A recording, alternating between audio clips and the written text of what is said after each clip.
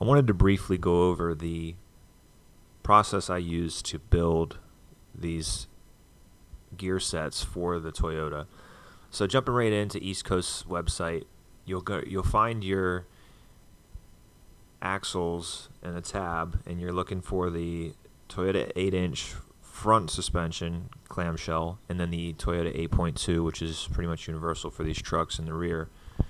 And then from there, you have some options on how you want to build this. So if you click on ring and pinion, it'll take you to the configurable item, or you can buy individual gear sets. Now I chose to configure because I did the pricing on buying just the ring and pinion and doing the install myself. With all the extra items I would have bought with the bearings and the setup, any additional tools, it just made sense to buy the whole clamshell because it ended up coming to about the same price. And with the clamshell, you know, they do all of the preload stuff and shimming for you. So now looking at the 8-inch clamshell to configure it, there's some things that you would definitely need to understand before you go about clicking some of these. So they come with bearings already in them, and East Coast claims they're in good condition, which they were when I got them, so I didn't have to get new bearings put in it, but you do have that option if you wanted to. There is a core charge on this, so on top of the $700, you're going to pay the additional $400 because of, you know, they're building these constantly from guys sending in these clamshells, so it's kind of an incentive to get it back to them once you get finished. But the next thing you want to think about is what gear set do you want. And for my application, I wanted the 456s, so I had the 456 thick selected. Now that thick designates the carrier brake, so that clamshell can accept that gear set because of the way that the ring is manufactured, because that clamshell was really meant for a 373 gear. Additionally, I went in, I didn't put a locker in it, and I didn't go with a solid spacer. It just was extra. I didn't really see the merit to that since it's not something that I was putting together. And then I also opted for the CV bushing. On the driver's side, the CV axle has needle bearings as it's accepted into the clamshell. And so I just said, you know, instead of messing with needle bearings and a point of failure, easily update that for $45. So very briefly, you know, that's why I chose this route, and I did the same for the rear, the 8.2 third member, and I set it up that way to match the front, obviously with the gears. It also has that core charge associated with it, but all in all, it did save me money in the end with that core charge coming back to me. So finally got these in the mail yesterday. UPS showed up, and I want to say it was probably 5 to 7 business days that I ordered this, and it came. And one thing before, this is my first time opening the packaging, so you're seeing it as live, and don't go through cutting everything. The return labels are enclosed since these do have the core charge. So I'm just gonna open this up.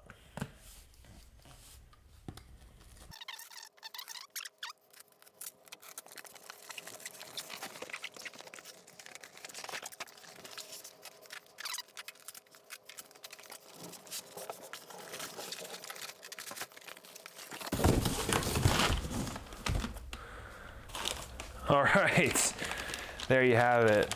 Here is a fully assembled third member. Nope, clamshell. We've got the Bearings already are in there. These are fresh, good used bearings, and then these seals are new, so that's good news. I'm just missing a drain plug, so you'll use that one off of yours. And yeah, all I gotta do is just take it out of the truck, pop this one in there, and then send them the old one back. So really, ease of use was what I was going for here.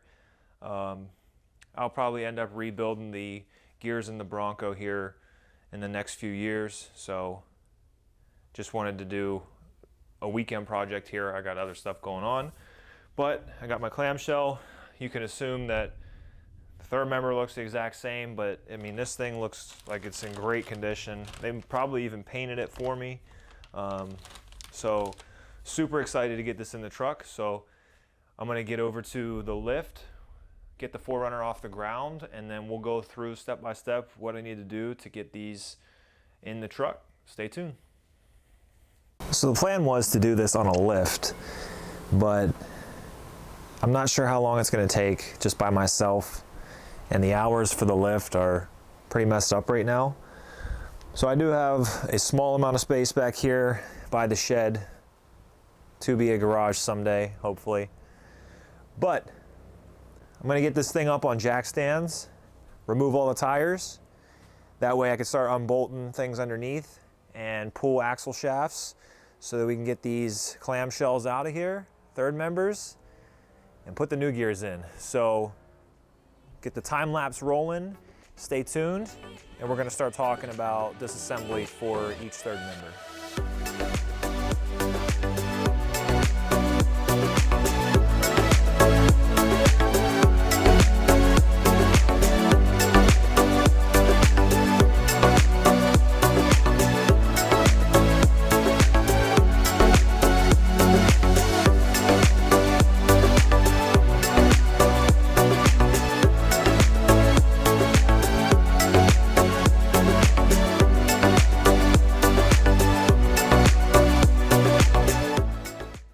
These third member bolts are also 14 millimeter, and what's nice, the slip yoke is also 14 millimeter, so I can take this drive shaft off.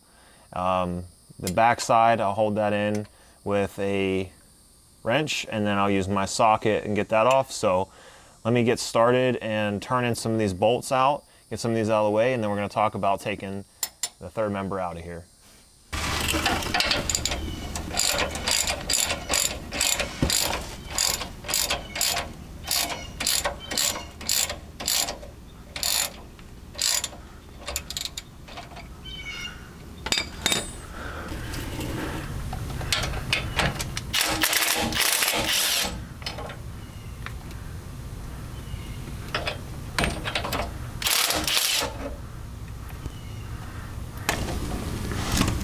Boy, I am battling the mosquitoes out here. They're just eating me alive. But I did get the sway bar off, so it's just hanging here right now. I can now move it as I need to. I got the electrical connectors out, so I'm gonna get this drive shaft disconnected and moved out of the way. Let's see here. And then on the installation, I'll talk about all of the torque specs and everything. So I did loosen most of this stuff off camera, so this goes pretty quick. But there's one. Get this one out.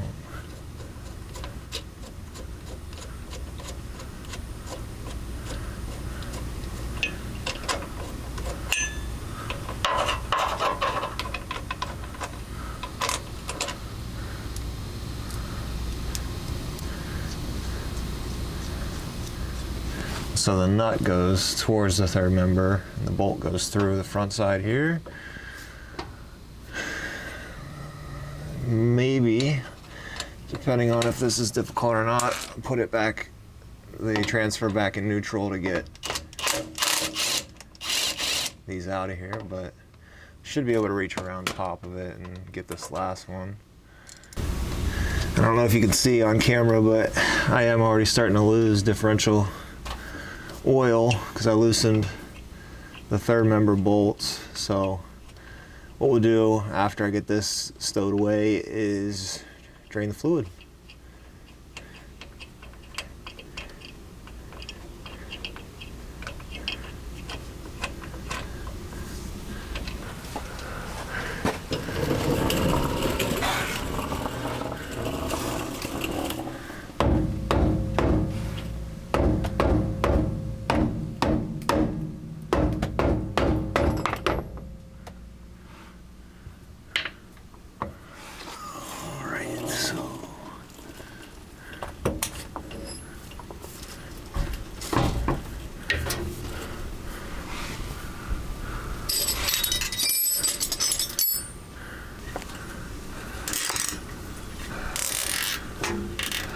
So I'm gonna just zip tie it in a few places. Coat hanger would be nice, but I don't seem to have any wire coat hangers. All right, that seems good. Oh, another mosquito. Oh, that one got some blood too. I don't know if you can see that right there on my arm. Man, they are vicious out here. Okay, so now that that's out of the way, now I just got this bad boy here. So like I said, let's get it set up, get the oil flowing, and we'll pull this bad boy out.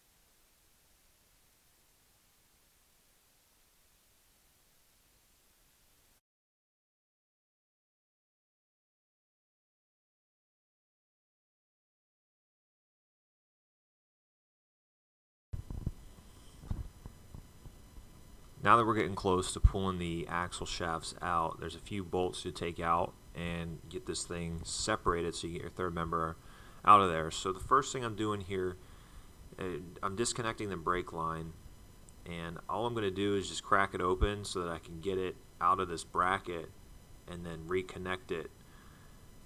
That way, whenever I go and pull the axle, it's not going to strain any of these metal and soft lines.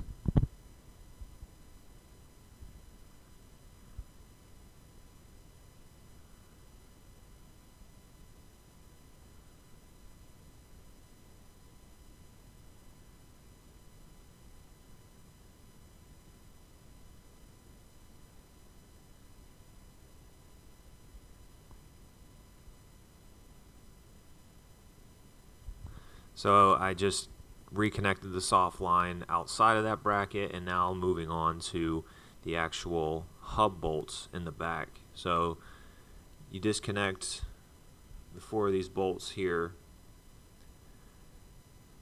and then really you should be able to just pull this axle straight out.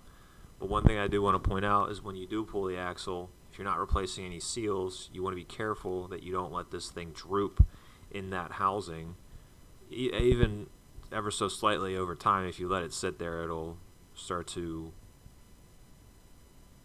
damage the rubber that's in there in that seal. So what I'm going to do is I pull it out and I just put a chair underneath of it to hold it in place. And then the last thing, so that you have more give with the whole axle shaft itself, you disconnect the emergency brake cable from that lower control arm just so it bounces around, and then it's not going to be pulling that axle back in since it's all connected to that hub.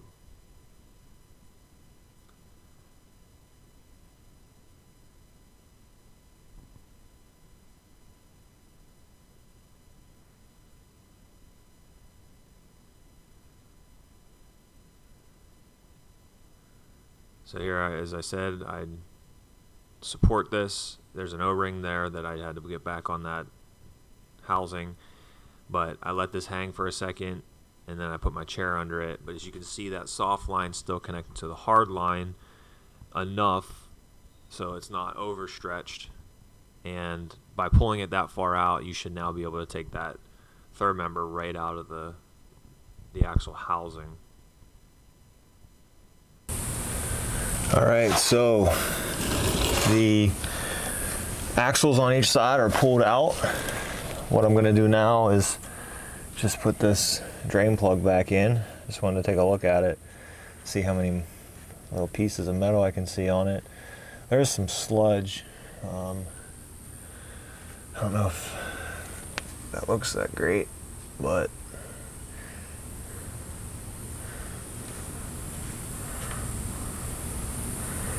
a lot of gunk on it, so I'll clean that off here.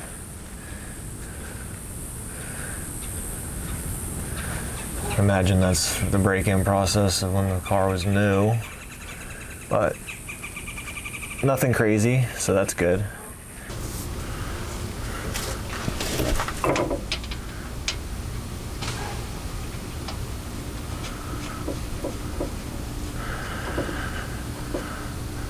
All right, that's in. I'll snug that up later whenever we come back and inspect everything and reinstall most of the new pieces. Now, I'm just gonna put furniture pad here, just in case I can't manhandle this third member.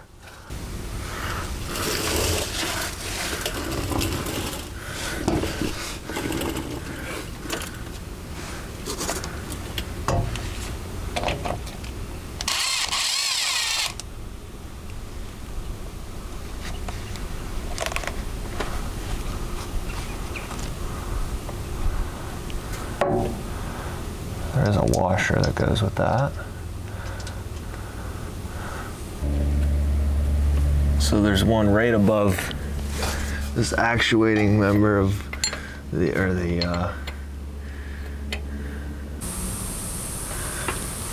all right, so there was a secret bolt, and it's gonna be up here. There's a bracket that goes around this and bolts into 3 places here. And it covers this e-locker. So I finally got to that bolt. You got to get there's a bolt in the way from this last bolt that holds this third member in here. So, all right, now I'm going to try and finagle this thing down. Hopefully I don't break anything down here, and see how it goes.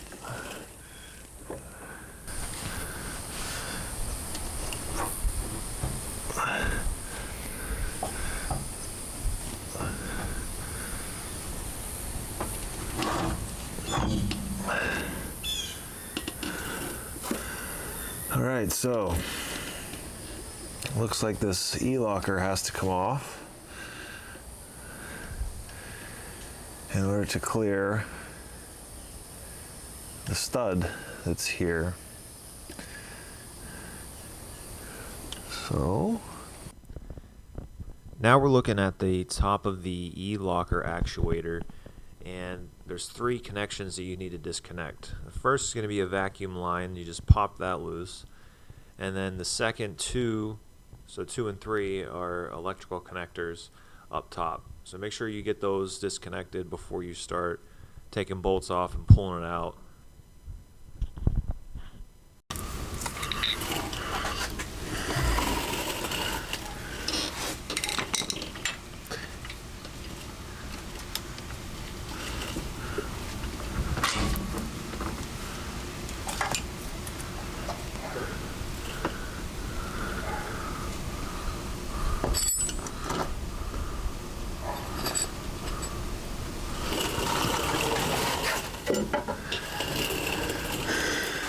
there goes the e-locker. There you can see those exposed threads.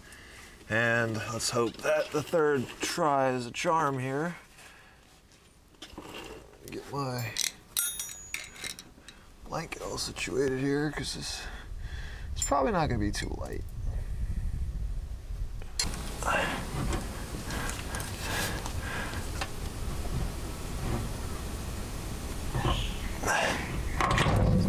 Yep, not light.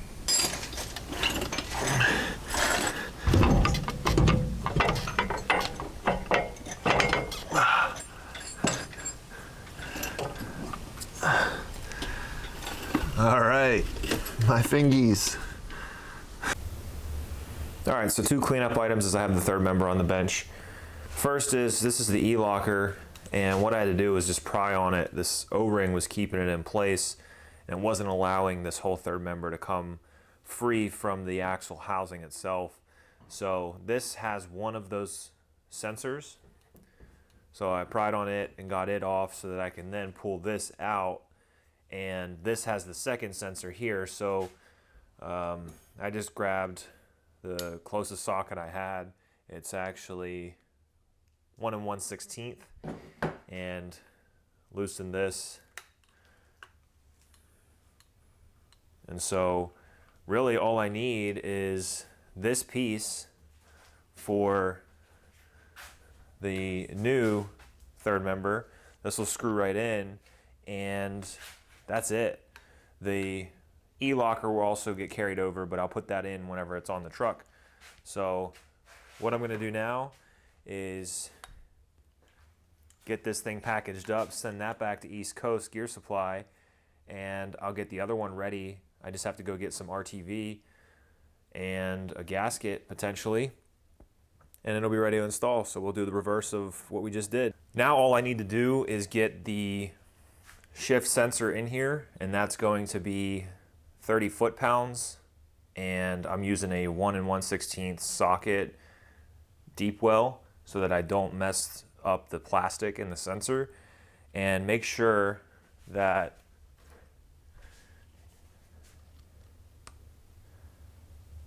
there is a little gasket there, so make sure that that's there when you put it in, and that's going to just screw right in. So I'm going to torque that to 30 foot-pounds, and then this thing is ready to go back in the truck. I just got to get my bead of RTV set and these areas here cleaned up for the RTV. So I'm going to carry this out to the truck, and we're going to continue out there. What I will point out, the RTV I'm using is it comes out gray, but it's the green tube for gear oil, and it's specially made so that it's impervious to heavier weight gear oils.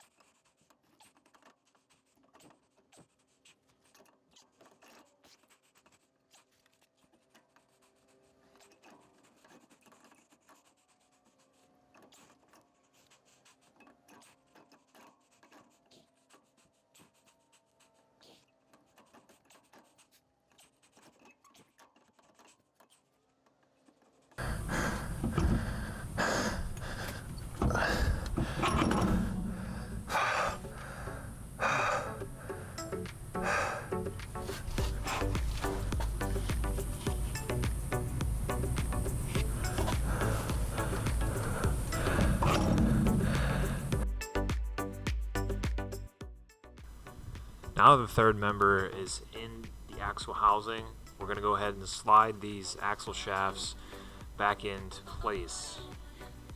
So here I'm just lining it up with the four studs. They go through. As you just saw, it slid through. Now we're going to just go and tighten each of these bolts.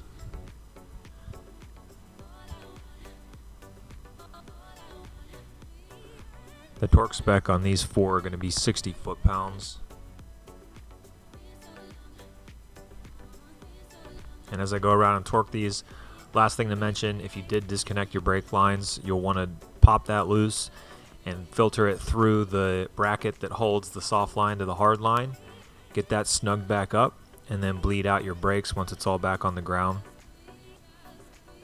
And then finally, once you're ready, you go around, torque all 11 of these bolts. It's going to be 38 foot-pounds for each of these, and that'll pretty much finish up the install. Make sure you get the vacuum line and the 2 sensors connected on that E-locker, and then your drive shaft is ready to be put back in.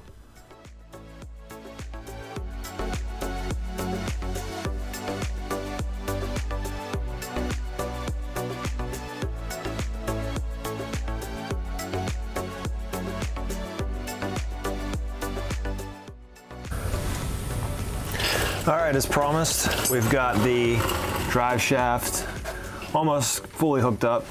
All you missed was I just brought it down from the zip ties and put some bolts through it to hold it in place.